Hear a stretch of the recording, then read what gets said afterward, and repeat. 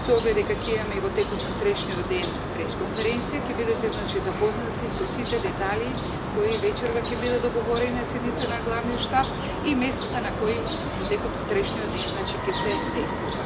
Благодарам. Доколку има некои прашања, повелете и директорот за Полтерен може да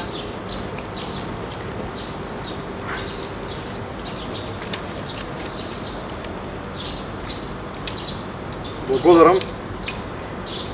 Како што извести помошникот раководител Марија Милкова, авионот делуваше веќе 2 пати, останува да направи уште еден налет, а потоа ќе продолжат армиските хеликоптери за рационализација на времето, за намалување на потребното време на гаснење од страна на хеликоптерите на лице место, односно на само неколку километри од пожарот, однесовме цистерна со керозин, каде што хеликоптерите полнат гориво и нема потреба да летат до Скопје, со што значително го скративме времето и воедно на истото место полнат вода, односно во близина полнат вода од базен, за да не се губи време да се оди до вештачките акумулации кои што се малку подалеку.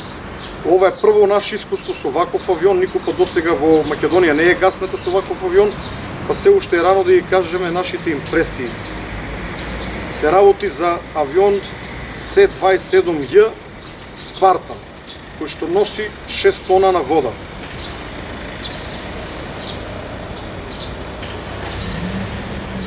Причините за појавата на овие пожари се поделени во неколку категории.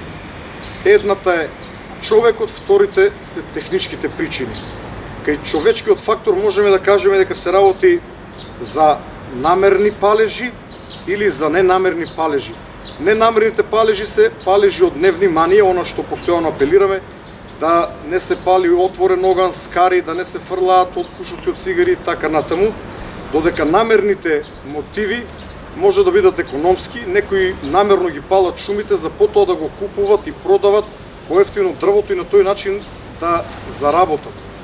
Но на оваа тема веќе денес разговаравме и ќе се обидеме да најдеме начин да ги пресретнеме, да не можат да профитират оние кои што намерно на некои места запалиле убава борова или дабова шума. Вториот мотив може да биде патолошки, има луѓе кои што уживаат да гледаат огин, не водејќи сметка при тоа дека задоволувајќи нивната страст загрозуват животи, загрозуват материјални добри. Техничките причини се исто така различни, но во овој момент имаме потврдени и на записник земени изјави од повеќе сведоци кои што виделе искрење на жици од бандери или од долноводи. Нашата цел не е да ја обвиниме Евана.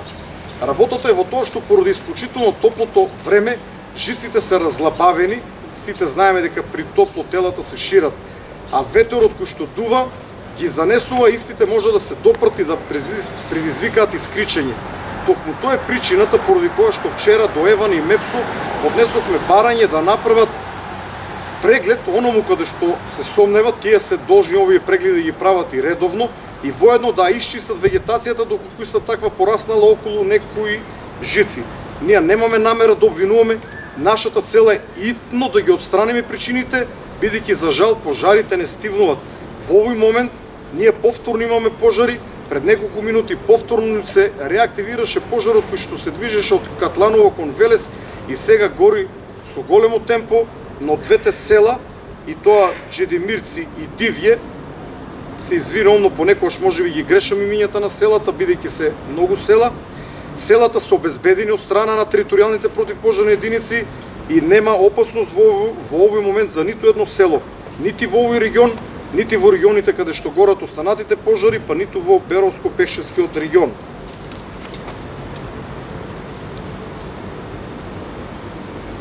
Факт е дека системот за управување со кризи има многу слабости. Владата беше однапред свесна за тие слабости, направени се низа анализи и ние се зафативме со решавање на проблемите. Човечки е да се пожалиме, човечки е да укажеме на слабостите, но исто така човечки е слабостите да ги отстраниме. За жал, ние, како Центар за управување со кризи, сме принудени отстранувањето на слабостите да го правиме во движење, но и тоа е можно. Научените лекции ни овозможуваат да ги отстраниме повеќето слабости. Од страна на премиерот. Денес ни беа дадени неколку многу користни насоки. Важно е за јавноста да знае дека јас сум во постојана комуникација со премиерот, без разлика каде се наоѓа.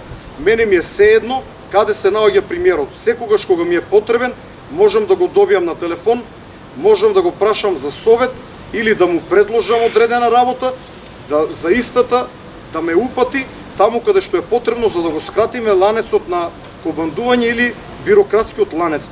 И сметам дека сме многу ефикасни, затоа што координацијата и командите и соработката одат многу брзо. Денес, додека бе во селото Будинарци, налетав на председателот на ВМРО ДПМН, господинот Христијан Мицковски. Нормално застанавме со возилото, излегов и се поздравив со него. Ние сме можеби политички противници, но не сме непријатели. Во овој момент на Македонија треба обединување против нашиот заеднички непријател, а тоа е огнената стихија, која што се заканува да проголта поголем дел од нашите шуми, да проголта наши села, да проголта човечки животи. Затоа повикувам на обединување во борбата против огнената стихија да не се злоупотребува за дневна политика.